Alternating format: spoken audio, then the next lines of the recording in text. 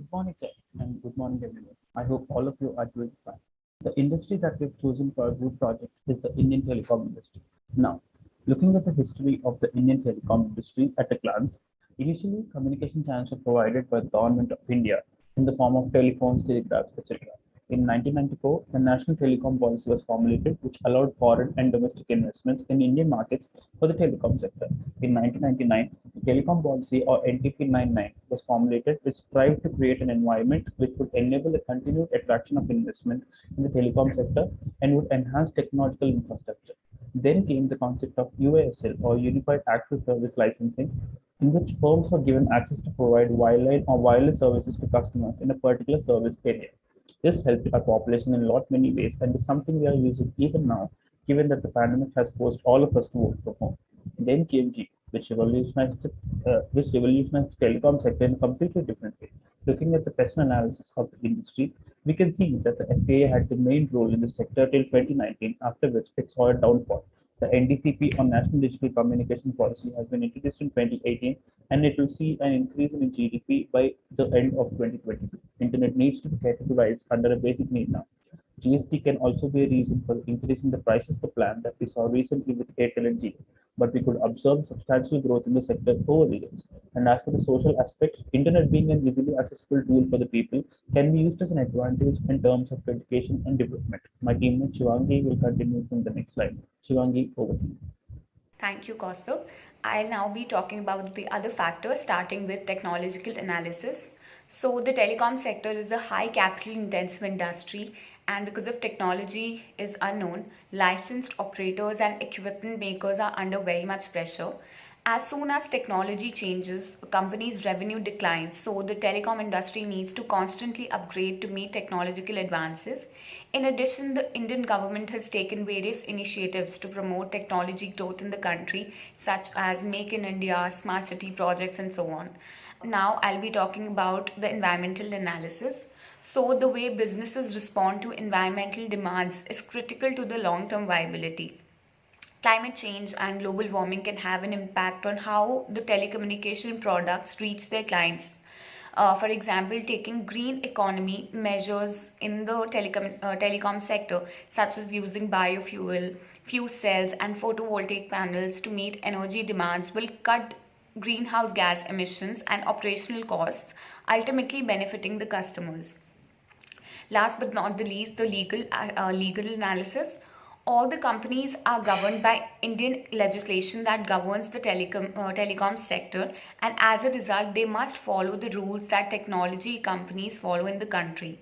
So, data security and privacy, intellectual property rights, and the conflict of dominance of TRAI over the government and the Department of Telecommunication for all matters relevant to the telecom industry are just a few of the issues relating to the telecom sector. Now we look at the industry analysis by Porter's Five Forces model. So, India is currently the world's second largest telecommunication market, having a subscriber base of around 1.2 billion. The wireless market comprises 98.1% of the total subscriber base. Tariff reduction and deadline in handset costs has helped the segment to scale a lot. It has also gained dominance by making itself available in rural areas. Continuous innovation in mobile segment by improvement in end user devices like the advent of smartphones, etc. So now moving on to the buyer power analysis.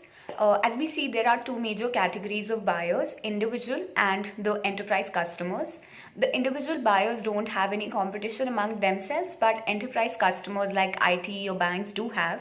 So enterprise customers generate major part of the revenues for any telecom companies like Reliance, Airtel or Idea, which means higher buyer power. This is not significant for the ones who deals with individual customers.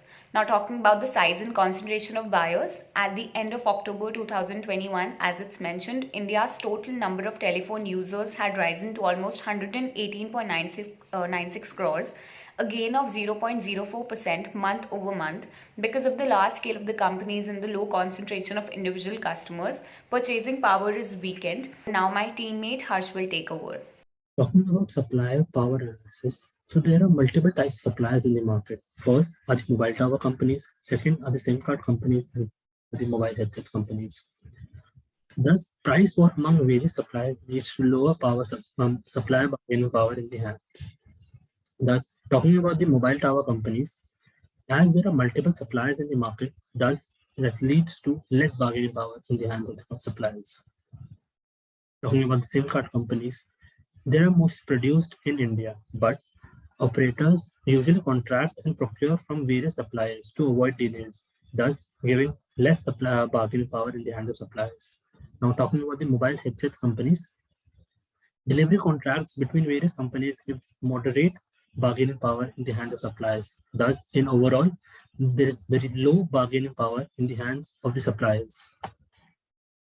Now, talking about threat to substitute, as there are multiple suppliers in the market, thus the buyers have the propensity to substitute. The prices in the market are relatively fixed and are approximately similar to each other.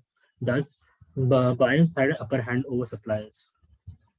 Performance of the substitute lies between three different factors. First is voice quality. Second is the internet connectivity. And third are call drops. This can be overcome with companies uh, developing different towers at a nearby locations. Thus, big companies like Jio Airtel plays a vital role here. Thus, gets major of the market share in their hands.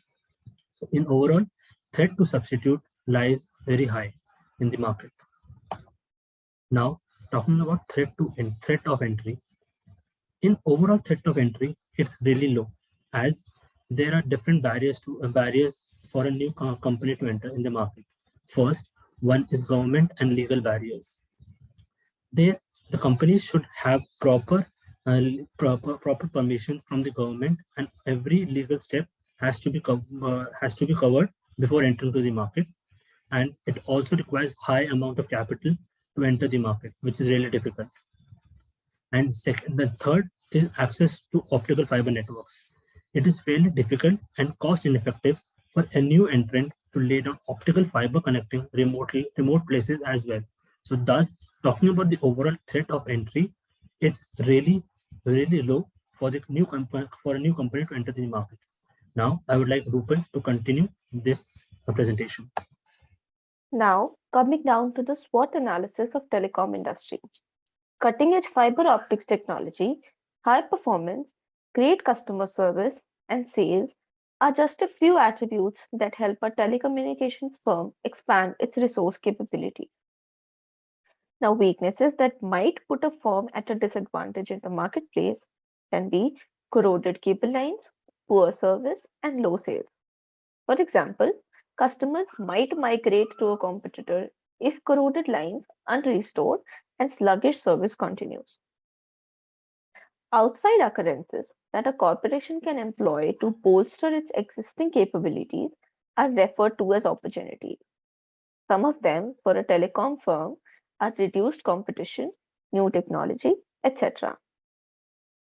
External dangers, events, or influences pose a threat to a company's future success.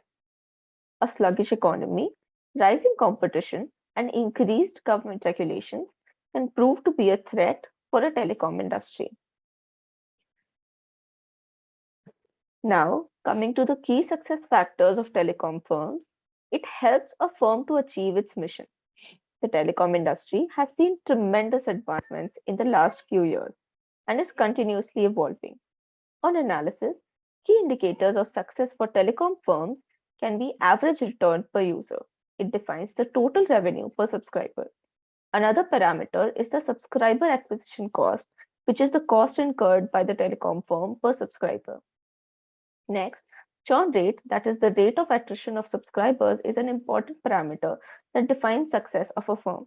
Other than these, network operating cost, subscriber growth, and bottom line can also be key in measuring the success of a telecom firm. Now, to give an in-depth analysis, Akash will take over from here. Okay, so now we move forward with Bharti Airtel Limited growth story. Starting its career from 1984, Bharti Airtel got its first chance to bid for the mobile network licenses in the year 1992. In the Indian year 1995, Bharti Airtel launched cellular services in Delhi by the name Airtel. In the year 1999, they acquired JT Holdings, which extended their cellular networks in the state of Andhra Pradesh and Karnataka as well. In the year 2002, Bharti Airtel went public and got listed itself at Bombay Stock and National Stock Exchange. After that, in the year 2004, it completed national footprint in all 23 telecom circles. In the year 2008, Airtel got into a different segment and launched D2H services as well. After that, as acquisition was an integral part of Bharti Airtel's strategy to improve their services, they also acquired Varied Telecom, Bangladesh, and acquired mobile operations of Zain in 15 African countries as well. In the year 2013, when the whole world was moving towards digital and everyone was just making so much improvement in their services, Airtel was the first operator to launch 4G services in India. Now, after the 4G launch in India, India saw a huge increase in the digitalization of its people. People started doing video calls, people started surfing internet at more pace, and there was a huge increase in the number of data users in India. So Airtel launched a project Leap with an investment of 60,000 crore in its nationwide network transformation to build future ready network. In the year 2017, Airtel doubled its overall transmission capacity and increased the mobile backhaul capacity by 8 times to roll out in the 3G and 4G network in the all 22 telecom circles. In the year 2018, it was a year of competition for Airtel as Jio was also there. Jio started its working in the year 2016. So in the Q4 of 2018-19, Airtel saw a drop of 72% in its income. In the year 2020, in these 2 years, Airtel worked a lot on their services and the network that they provide to the people. In the year 2020, they saw 14.4 million of increase in their 4G data customers and ended at 152.7 million during July and September quarter. In the year 2021, Airtel launched Nextra by Airtel, which was India's largest network of hyperscale and edge data centers. Now over to you, Pranjul. Thank you, Akash. Airtel is growing across key growth market with a subscriber base of 342 plus million. There are three components Airtel's growth has strategized on. First, market consolidation and penetration. Airtel has always focused on establishing its presence in the market and has acquired many of its competitors. Airtel, with its vision to enrich the life of its customer and its obsession to win the customer for life through exceptional experience, has always led to new developments in the products and services area. They have focused on enhanced data capabilities, Airtel TV, digital TV services, and telemedia services. Also, they have offered new products such as Airtel Payments, Bank, and Wink Music app. Next, talking about existing market developments.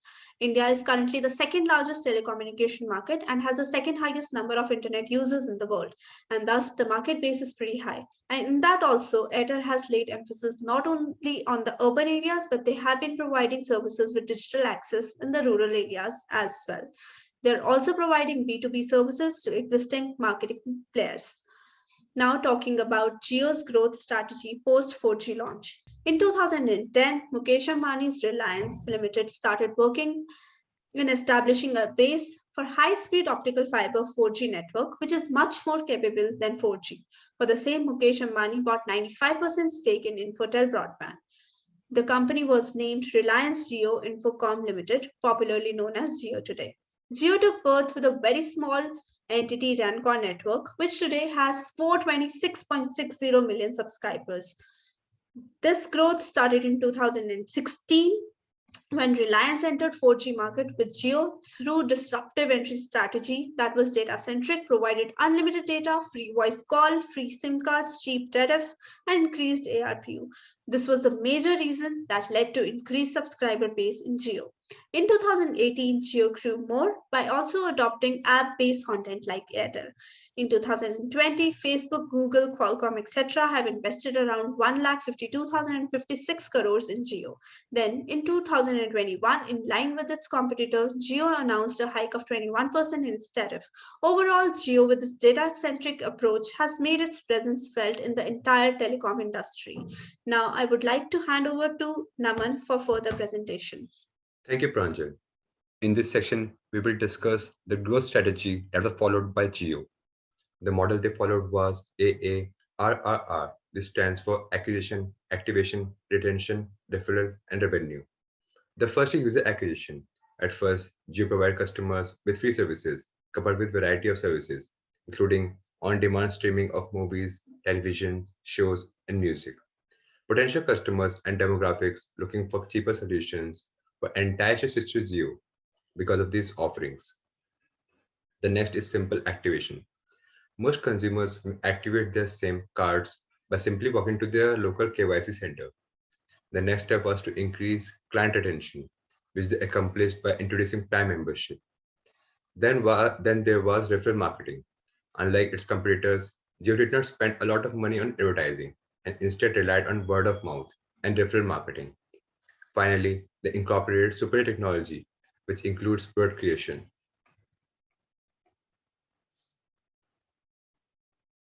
Companies in the telecom business will have to adapt to new trends to maintain and grow their market share in this ever changing world. Some of these trends include artificial intelligence. Artificial intelligence is the first trend which aids in cost reduction, increase efficiency, and improve customer satisfaction. Artificial intelligence or AI can help enhance network quality, resulting in increased stability, less downtime, and faster network speeds, all of which can lower operational cost and increase customer satisfaction.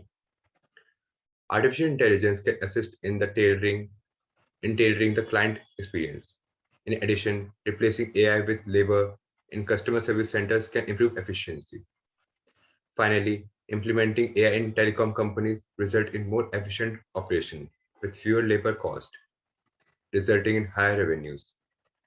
Second are Internet of Things, from which new opportunities emerge. Opportunity lie with development of end-to-end platforms that are tailored to specific industries. Another opportunity is provision of data, analytic services. And to thrive in this era, telecom industry first need to assess their existing competitive strength and then develop industry-specific solution. And now Damodar will take over. Thank you, Naman. Introducing 5G to the world requires a big investment. It is crucial to cope with the data flood that 5G will bring along with it. 5G is an economically challenging project.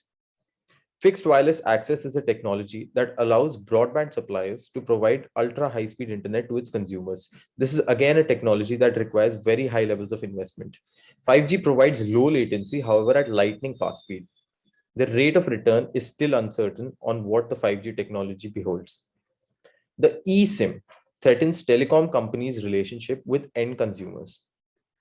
This is because hardware manufacturers like Apple and Samsung will now be responsible. Lack of decision making over the distribution of SIM cards still exists and need to be organized. Purchase of data transmission bandwidth will become a necessity after eSIMs are introduced. Balance of power will shift to the hardware manufacturers like Apple and Samsung. This will also lead to significant revenue losses for telecom companies. So to sum it up, they now have to fight the commoditization of data transmission bandwidth and the increasing expenditure for infrastructure investments.